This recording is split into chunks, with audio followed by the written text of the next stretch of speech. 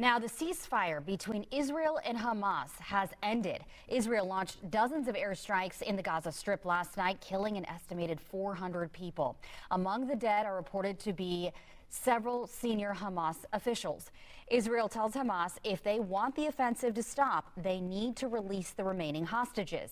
And now there are indications Israel could be preparing to enter Gaza on the ground. Well, joining us now to take a closer look at this conflict in the Middle East is Rice University's Baker Institute scholar Richard Sindelar. Thanks for joining us. So first off, I wanted to ask you, one, were you surprised by this? And do you think that Israel is actually going to get on ground and expand their force right now? I think the answer is yes to all of that. I was surprised at the timing because the second phase negotiations had not been going on for very long. They could have been allowed to continue. To revert to this for Israel is a little early. There do seem to be ground preparations. It's going to take a long time for them to call in the reservists, probably 2 or 3 weeks before they can really go big time into Gaza if they so choose. But it looks like they do want to do that. Do you think all of this could have been avoided if Hamas had released those remaining hostages?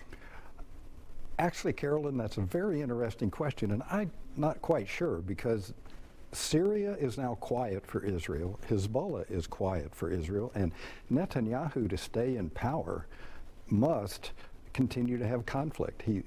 Once the conflicts end, his coalition's probably going to fall apart, not fall apart, but enough of it's going to go away that he's going to face elections where he's bound to lose. And when he loses, he'll be in court and probably going to jail. So he actually, I believe, my opinion, is he keeps conflict going. Wow. And many European nations, as you know, have condemned the attacks. What do you think it's going to take for Israel to pull back, if at all? I don't think Israel has a control on it. President Biden was an old cold warrior. Anything Israel wants to do is okay.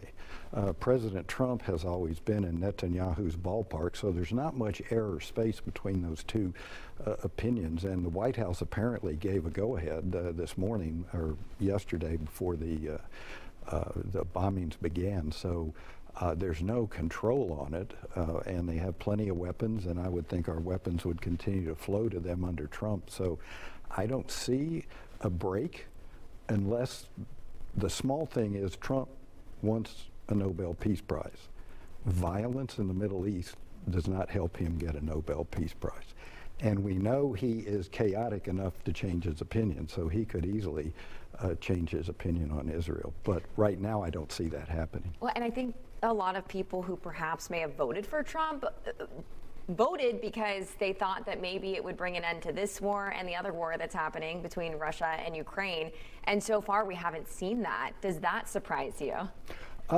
No, because as an ex-diplomat, negotiations take a long time. I give President Trump credit for at least trying different things on both fronts. And he seems to be engaging each party just enough to move the ball forward towards some sort of deal. Now, whether that's going to happen anytime soon, that's a bigger question. But he ought to be given some credit for working on both of those wars with some new ideas from him and his administration. All right, Richard Sindelar, thank you so much for breaking this down for us. Thanks for having me, as always.